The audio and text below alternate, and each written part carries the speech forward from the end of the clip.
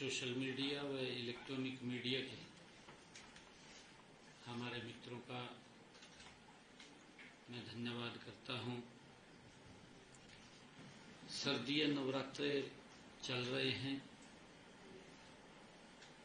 आज माता नवमी और कल विजयदशमी का पर्व है। आप सबको, हरियाणा प्रदेश वासियों को मैं सर्दीय नवरात्रों और विजयदशमी महापर्व की बहुत बहुत बधाई देता हूं, शुभकामनाएं देता हूं।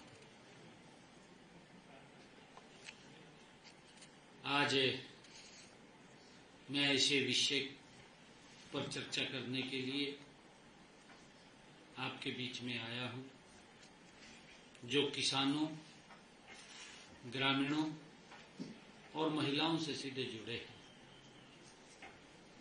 मेरे साथ आज हमारे डेवलपमेंट एवं पंचायत मंत्री कृष्णलाल पंवार जी, हमारे corporation minister doctor Arvind Sharma ji, हमारे सभी अधिकारीगण आज उपस्थित हैं। मित्रों, आप जानते हैं पिछले दिनों हरियाणा में भारी बारिश के कारण कई जिलों में बाढ़ की स्थिति पैदा हुई है।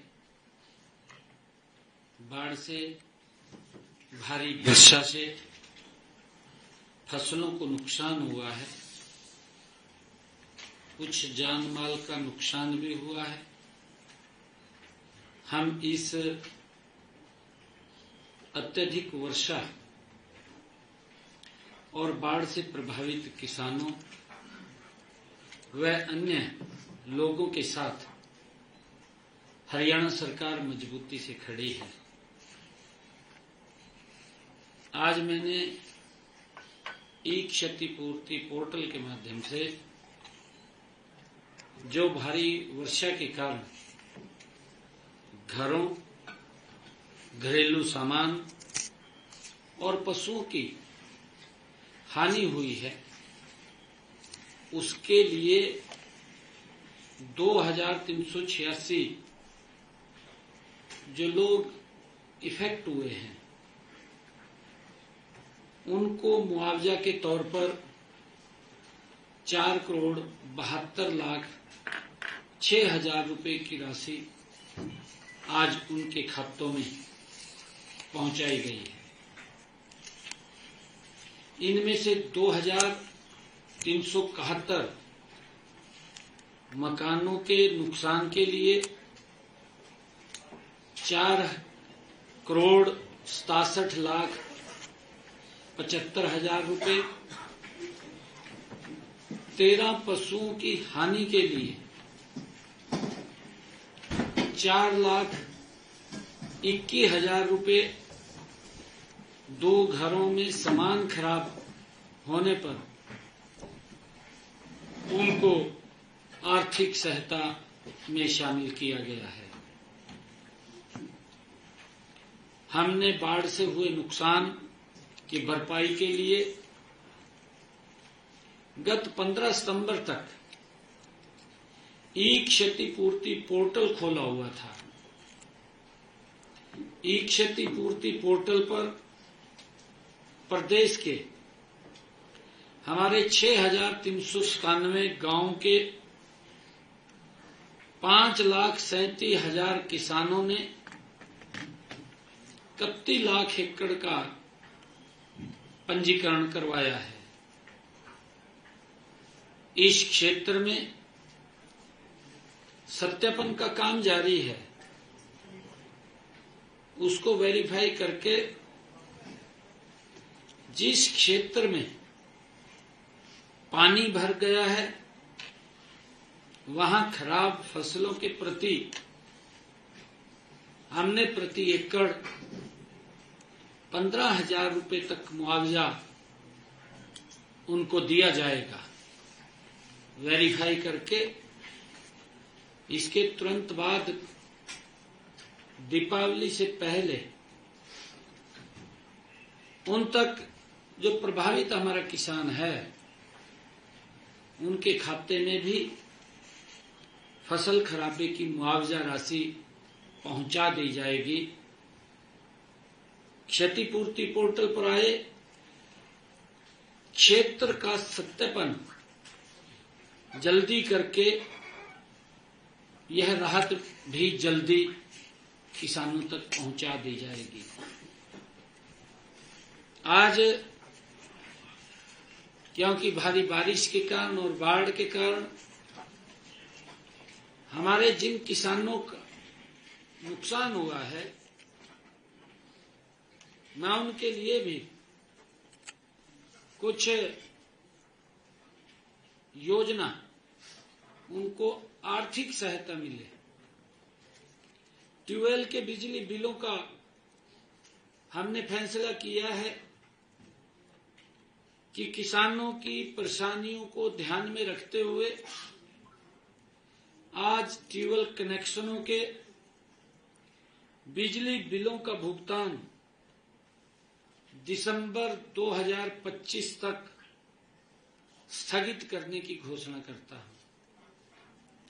दिसंबर 2025 तक ये बिलों के ऊपर नहीं लिए जाएंगे, उसकी सरचार्ज वो घोषणा करता हूं। जिन बिलों का भुगतान जुलाई 2025 तक किया जाना था, वे अब जनवरी 2026 से किसी भी अतिरिक्त शुल्क के बिना दे होंगे।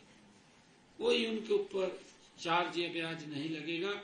अब उसको जनवरी 2026 तक बिना किसी अतिरिक्त शुल्क के वो दे होंगे, ऐसा निर्णय लिया है।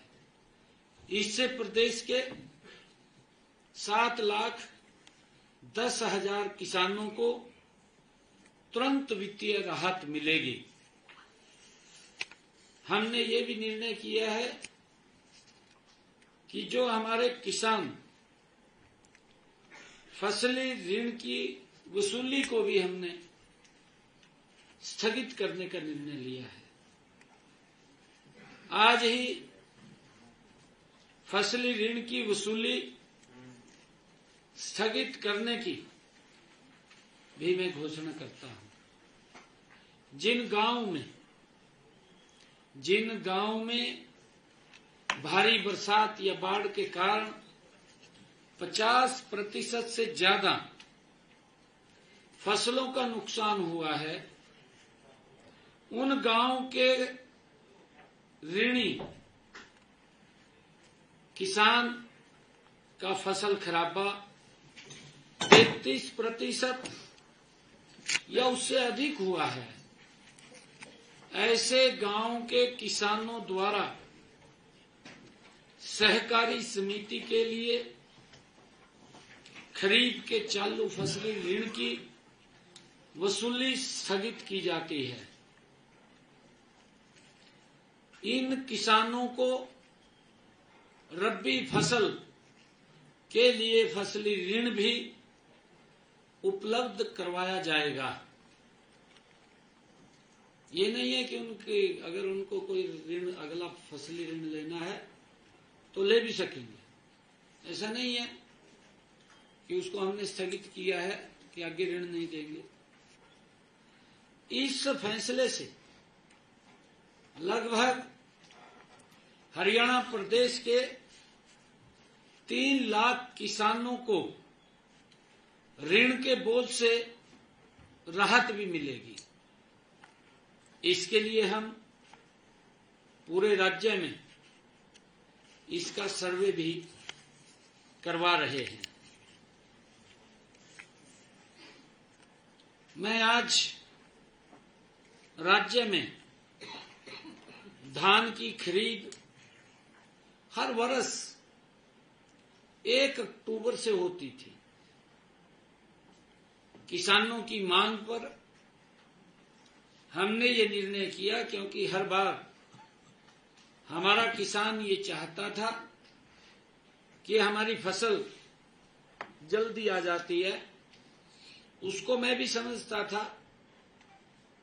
पिछले दिनों आदरणीय केंद्रीय मंत्री जी प्रहलाद जोशी जी से हम मिले और हमने कहा कि हमारे यहाँ किसान आलू की खेती करता है, जल्दी फसल आ जाती है, हमें उसकी परमिशन दी जाए जल्दी परचेज की।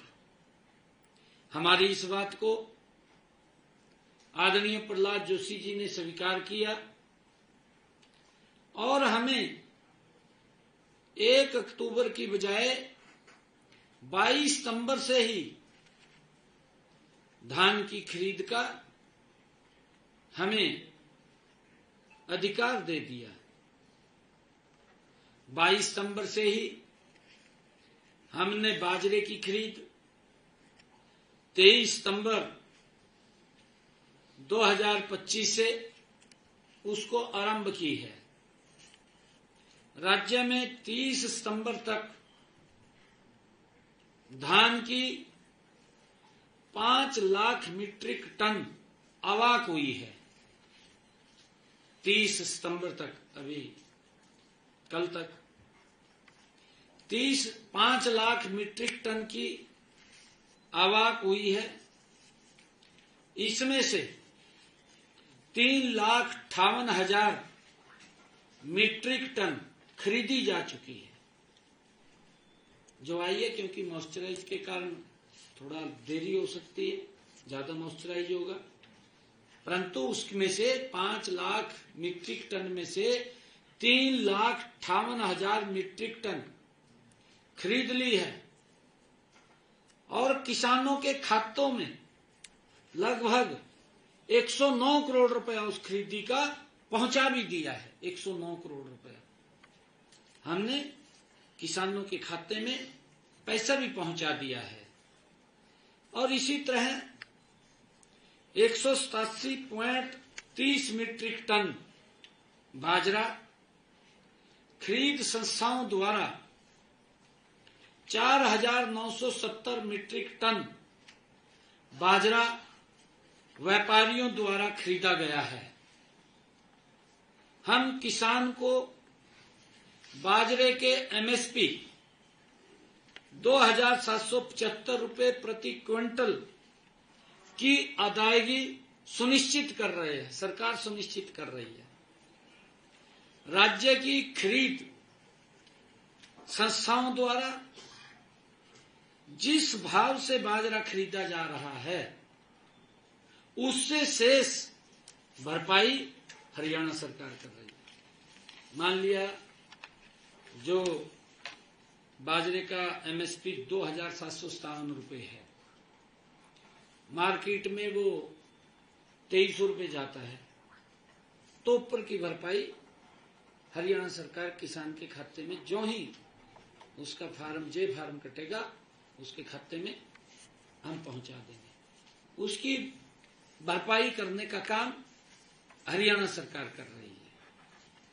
और यदि किसी किसान भाई का बाजरा किसी कारण, क्योंकि भारी बरसात हुई है, खराब होने की वजह से व्यापारियों द्वारा कम मूल्य पर खरीदा जाता है, तो उस स्थिति में भी हम किसानों को उस दिन की निर्धारित भावांतर दर की राशि का भुगतान करेंगे जिस दिन वो खरीदा जाता है।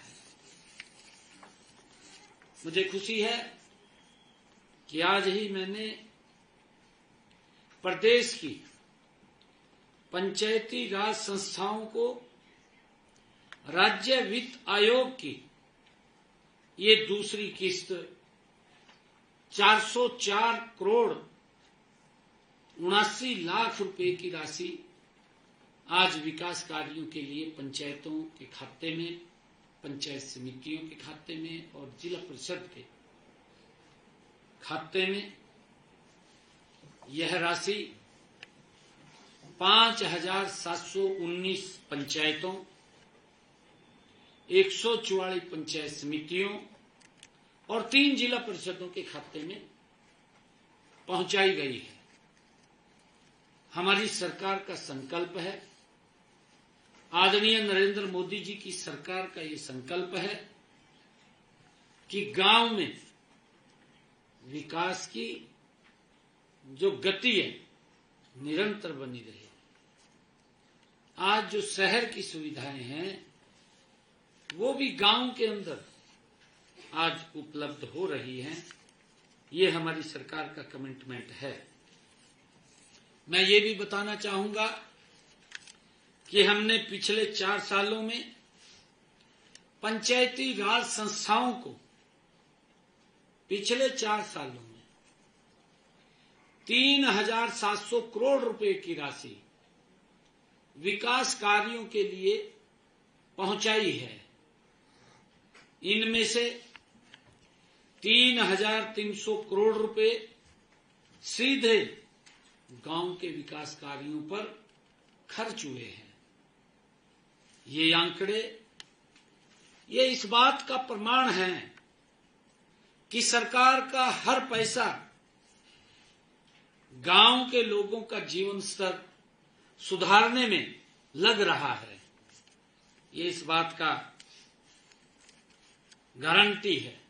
हमने 73वें संविधान संशोधन की भावना को ध्यान में रखते हुए पंचायती राज संस्थाओं को अधिक अधिकार, अधिक संसाधन, अधिक जिम्मेवारी सौंपने का निर्णय किया है। हमारा मानना है कि स्थानीय स्तर पर निर्णय लेने की क्षमता जितनी मजबूत होगी, विकास का परिणाम उतना ही प्रभावी होगा। ये हमारा मानना है। मुझे आज बताते हुए, क्योंकि हमारे विपक्षी दल इधर उधर की बातें करते रहते हैं, सुझाव तो कोई अच्छा देते नहीं, बस क्रिटिसिज्म में लगे हुए हैं, अपनी राजनीति चमकाने में लगे हुए हैं। कोई बोलता है कहा ये लड्डू नहीं लड्डू है, हाँ वही लड्डू है, ये लड्डू है जो हर महीने मिलेगा, हर महीने मिलेगा। विपक्षी दलों को तो पीड़ा हो रही है। पीड़ा इस कारण हो रही है, कांग्रेस ने झूठे वायदे किए। हिमाचल में सरकार, कर्नाटक में सरकार, तेलंगाना में सरकार, कांग्रेस झूठ बोल करके सत्ता में आ गई। परंतु हमारी बहनें आज भी देख रही है कि मिलेगा कुछ, पर लड्डू अपने आप खा जाते हैं, वो किसी के लिए नहीं छोड़ते। ये कांग्रेस के डीएनए के अंदर है, ये कांग्रेस के नेचर में है। झूठ बोल करके वोट तो ले लेते हैं, परंतु सुविधाएं नहीं देते, सुविधाओं के नाम के ऊपर शोषण करते हैं।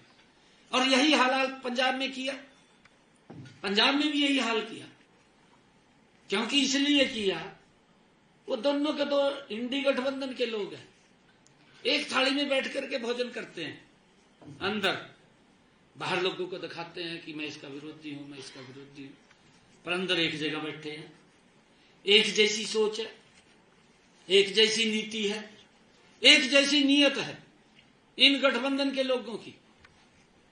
ये कहां देंगे? ये तो वोट लेना जानते हैं, फिर उसमें से लोगों का शोषण करते हैं, तड़पते रहते हैं लोग। ये कहने ने तो बड़ी वीडियो वायरल हो रही है, पंजाब के मुख्यमंत्री की ट्रोल की है लोगों ने, पंजाब के लोगों ने की है बहुत ज्यादा। वोट लेने के समय क्या क्या बोल रहा है, वो सब बातें पंजाब के लोगों के पास पहुंच रही है। परंतु एक कहावत मेरे याद आ रही है, कहें तो सुनाई थी,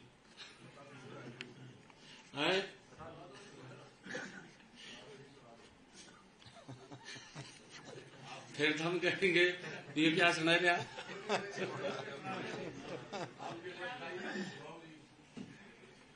एक व्यक्ति था, वो गया गंगा जी में स्नान किया, गंगा जी से प्रार्थना की कि मेरे को एक शंख दे दे, ऐसा शंख दे भी जो भी मैं कहूं वो आ जाए। उनने तपस्या करी, उनने शंख दे दिया, उनने कह दिया भी एक ही है और नहीं है, दिमाग में कहे जितना मांगेगा उतना दे देगा। वो लेकर चल दिया। अगले दिन सवेरे सवेर रास्ते में कहीं रुकिया, शंख काट का दो का मैं का पड़ोस ने कहा भी मेरे को इतने पैसे चाहिए, उन्हें दे दिए, लियो जी। ज्यादा आगे गया और चोरी हो गया, किसी ने चोरी कर लिया। चोरी हो गया तो फिर गंगा पर गया, कहा जी वो तो चोरी हो गया। कहा मैंने कहा था भी और नहीं मिलेगा, एक ही मिलेगा, परंतु एक शंख और दे रहा हूं मैं, जितना मांगेगा जो कहेगा आप एक मांगेंगे, कहेगा 2 लाख रुपए ले, पर लेने देने में कुछ नहीं है। ये उसने उसको शंख दे दिया। ये वो जयकरा कहकरा भी 1 लाख चाहिए, कहा 2 ले, तो कहा 2 चाहिए 4 ले, पर लेने देने में तो कुछ भी नहीं। ये हालात पंजाब में कांग्रेस का भी है और आम आदमी का भी है। ये तो इस प्रकार के शंख हैं, कहने ने तो बहुत कुछ कह रहे हैं, तो लेने देने में कुछ नहीं है। ये हालात है। बाढ़ के अंदर भी पंजाब के किसानों की स्थिति खराब हुई है। भाई जब तो बहुत ज्यादा बोलता था, किसानों को कहता था मुझे आवश्यकता नहीं है, भाई उस बातों के ऊपर पूरा उतरना चाहिए, गुमराह नहीं करना चाहिए। महिलाओं को बोल दिया पंजाब के अंदर भी, हिमाचल के अंदर भी, हम इतना पैसा देंगे वोट दो, वोट दे दिया, और अब तक कहीं दिखाई नहीं दे रहे, कोई 5 पैसा नहीं पहुंचाया। हमने हरियाणा के अंदर पहले ही बजट के अंदर हमने प्रावधान किया, विधानसभा के अंदर हमने कहा कि हम लाडो लक्ष्मी योजना के लिए हरियाणा में 5,000 करोड़ रुपए का प्रावधान हमने किया। और अभी 25 सितंबर को पंडित दीनदयाल उपाध्याय जयंती के अवसर पर हमने दीनदयाल लाडो लक्ष्मी योजना, उसका पोर्टल भी लॉन्च किया, उसका रजिस्ट्रेशन भी शुरू किया। और ये तरह तरह की बातें बोल रहे हैं कांग्रेस के लोग, अपने गिरे हमें नहीं झांक रहे, दूसरे के ऊपर आरोप लगाना इनको अच्छा लगता है। अगर अपने ओड़ी देख ले, इनके बारे में कह दे, फिर कहा चुप हो जो भी, कहा तो कई साल हो गए, कहा भाई साल हो गए तेरे कारनामे ऐसे हैं, बताने तो पड़ेंगे, नहीं बताएंगे तो लोग कैसे करेंगे। और उसी दिन से हमने जो ऐप लॉन्च किया, मैं बताना चाहता हूं, इस ऐप पर पिछले जो हमने लाडो लक्ष्मी ऐप लॉन्च किया है, इस ऐप पर पिछले 6 दिनों में, पिछले 6 दिनों में, अभी 6 दिन हुए, पिछले 6 दिनों में हमारी हरियाणा प्रदेश की लाडो बहनों ने 1,53,844 बहन बेटियों ने अपना पंजीकरण करा लिया है। ये जो इधर उधर की बातें कर रहे हैं, कहा जी इसके अंदर कंडीशन लगे थी, इसमें लगे थे, ये इस प्रकार की बातें कर, गुमराह कर रहे हैं। 1,53,844 हमारी लाडो बहनों ने रजिस्ट्रेशन करा लिया है, उनका पंजीकरण हो गया है। मैं अपनी सभी बहनों से ये अनुरोध करता हूं कि जल्द ही, क्योंकि समय लगता है, कई बार जो साइट है वो भी स्लो पड़ जाती है, और इसी कारण हमने इसको फेसिस में रखा है। 20 लाख बहनें इसके अंदर रजिस्ट्रेशन लगभग करेंगी। मैं सभी बहनों से अनुरोध करता हूं कि जल्दी अपना पंजीकरण करवा लें, ताकि हम इस योजना की पहली किस्त जल्दी आप लोगों के खाते में हम डाल सकें। ये सुबह तक अपडेट दूसरा है। अच्छा, दूसरा अपडेट और आ गया। हाँ ये अभी 1 घंटे के बाद अपडेट फिर आ गया। 1 घंटे के बाद ये बढ़का हो गया 1,71,946। 1 घंटे के अंदर ये अपडेट आया है।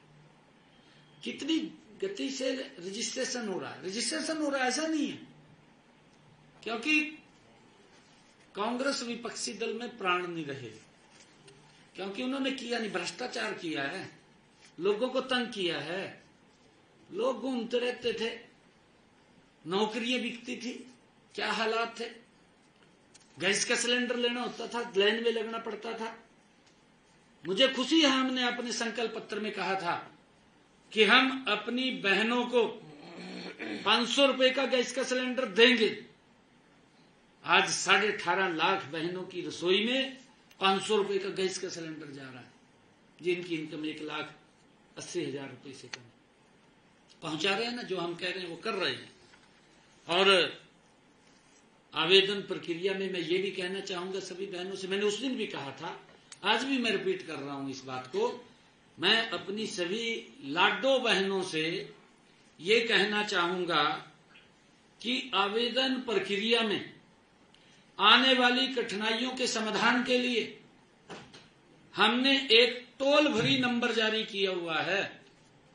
वो नंबर है, आपके माध्यम से मैं सभी को बता रहा हूं, 1800-2231 और एक हेल्पलाइन नंबर 0172-488-0500।